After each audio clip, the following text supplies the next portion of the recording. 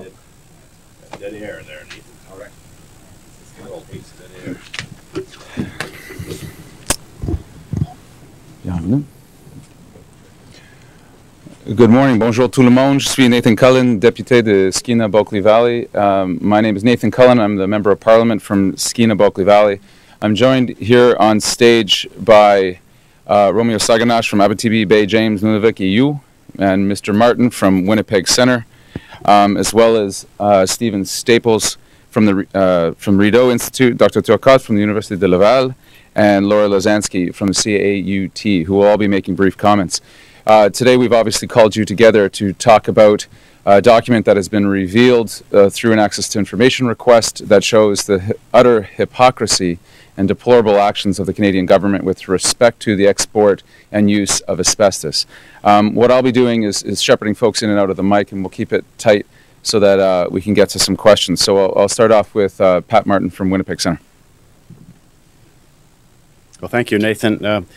Let me just say briefly that asbestos is the greatest industrial killer the world has ever known. More Canadians now die from asbestos than all other industrial causes combined, yet Canada continues to be one of the largest producers and exporters of asbestos in the world.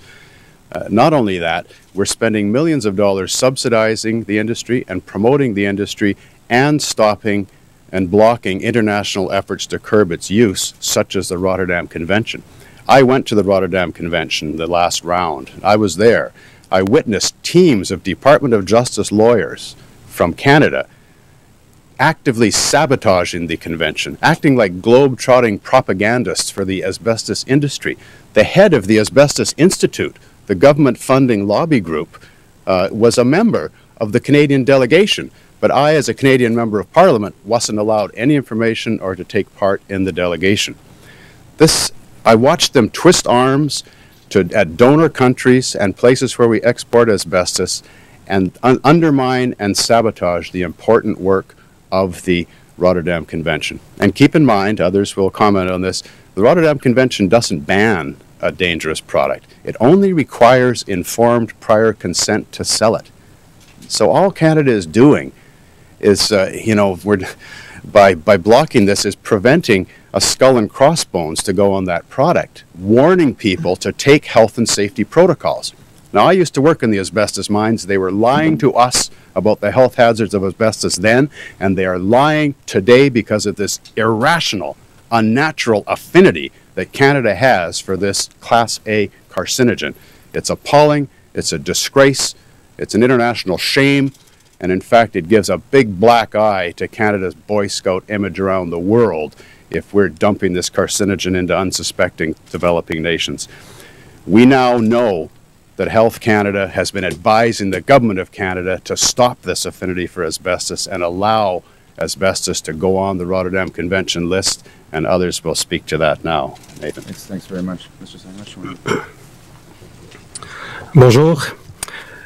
Depuis trop longtemps, nous croyons les gouvernements ont refusé de faire face à la musique et ont continué à faire croire aux travailleurs de l'industrie de l'amiante que cette industrie avait un avenir. Les gouvernements ont échoué lamentablement.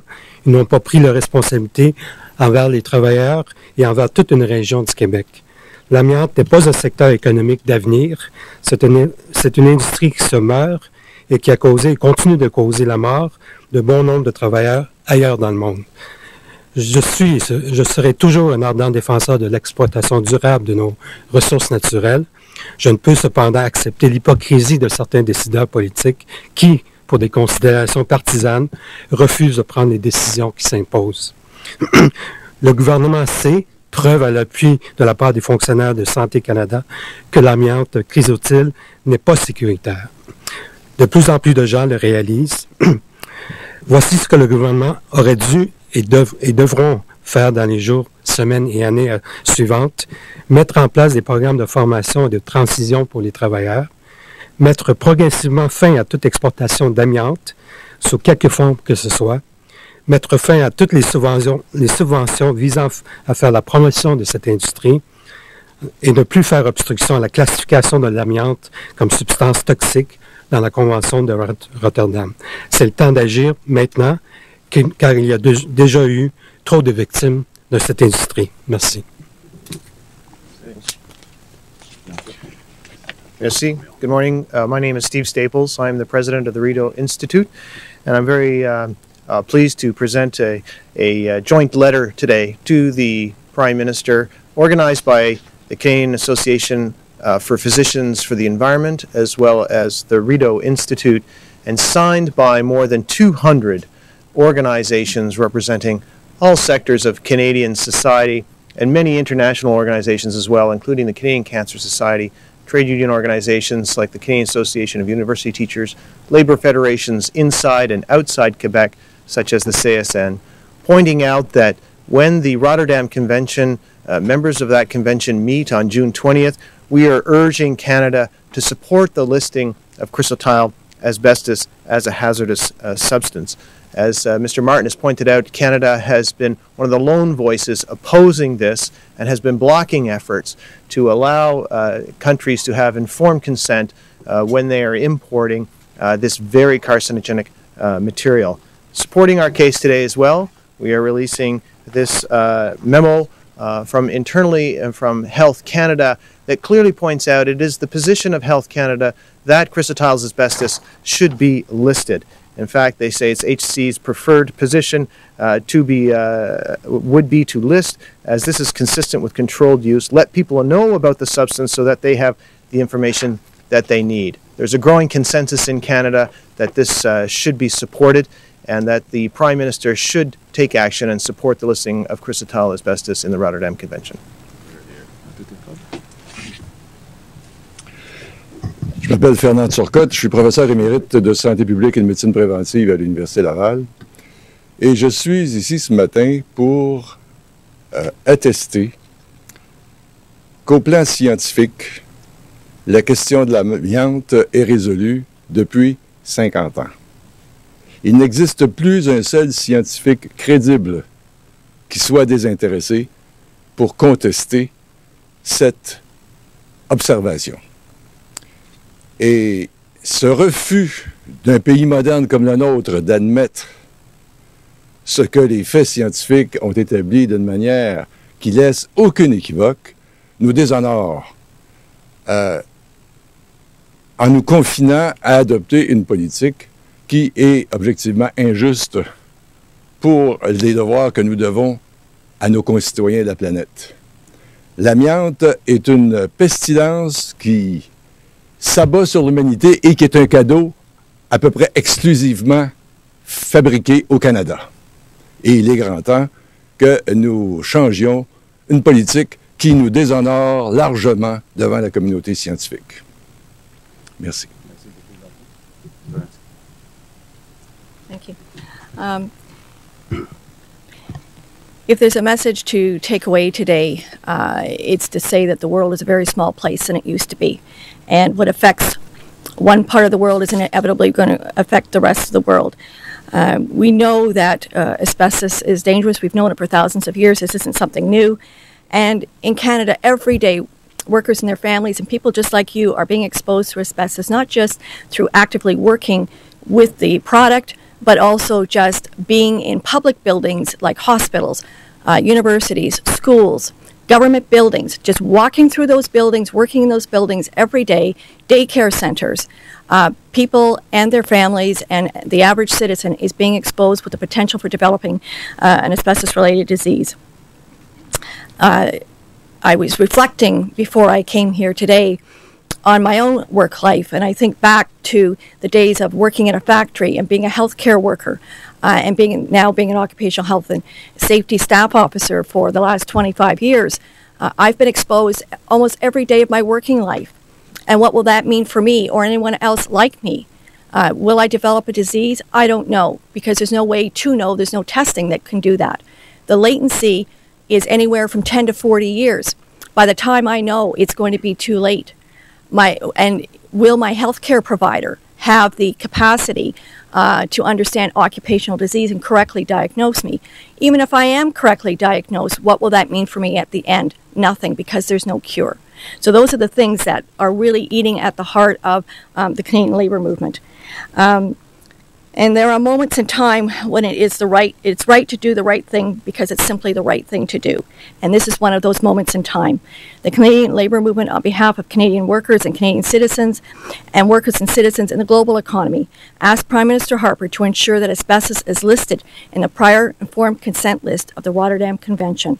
The listing of asbestos in the PIC list will ensure that any country contemplating importing asbestos, whether from Canada or elsewhere, will know upfront the hazards of asbestos before deciding to let it cross its borders. So I would leave you with that message that that is what we would like to see, and we're also looking for healthier and safer communities inside and outside of Quebec, and for just transition for the workers that are in those jobs right now. Thank you. Thank you, Mrs. Luzansky. We're now open to questions. Wait. Just a little confused by this. I thought there were warnings on asbestos, versatile asbestos now on the packages, but they don't do very much good if you're looking at workers in India, for instance, who are just ripping them open and aren't reading the packages, perhaps can't read English, and are being exposed. So I was wondering what the difference here would be. Yeah, well, the official prior informed consent, or PIC designation, means that that product is listed for international trade, and there has to be not only warning labels on the package, but protocols, health and safety protocols. Now, this is a bad thing from a commercial point of view. It's hard to sell a product if it says openly, danger, warning, this material is hazardous to your health. There is no safe level for asbestos. As Dr. Turcotte will tell you, one single fiber is too much exposure, which would be the death knell for the industry, frankly, and that's why they're taking such extreme measures to make sure they're not on that list. Asbestos is so hazardous that no MP should be exposed to a single fiber, so we're spending tens of millions of dollars to eliminate every scrap of it from the Parliament buildings, yet we're dumping 200,000 tons per year into unsuspecting, underdeveloped and third world nations. And every time the Asbestos Institute and the Government of Canada say, well, there's safe handling protocols in place wherever we sell it, somebody like the CBC or, frankly, the Ottawa Citizen goes down there and with no difficulty whatsoever finds the most egregious examples of people fluffing up asbestos with their bare hands and weaving it into textiles.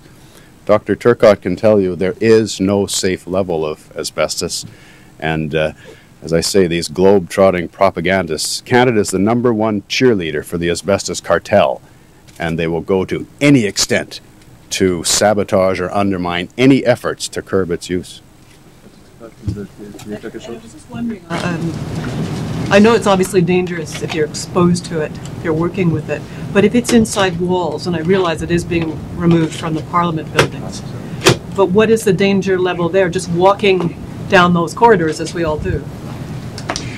The dangers occur whenever some remodeling of buildings or some catastrophe strikes down a building, such as an earthquake, for instance, or the kind of floodings we've understood. All of a sudden, there's a huge release of fibers that we can't control any longer. And since it is the accepted proper way to handle exposure to carcinogen, the exposure level, there's no threshold. There's no safe level of exposure. So this is why whenever we discover that we are handling some carcinogen, the only acceptable standard is zero exposure or substitution. The only way that most of the time we can do this is to either change the processes or substitute some other material. And in the case of asbestos, we have dozens now of perfectly secure substitution products. That's another thing that we should not forget, which just compounds our negligence.